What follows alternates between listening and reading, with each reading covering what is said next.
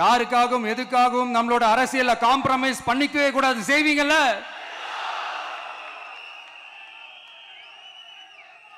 And தயவு செஞ்சு எல்லாரும் கொஞ்சம் ஒற்றுமையா இருந்து சேர்ந்து உழைச்சி ஜெயிப்பீங்கல்ல?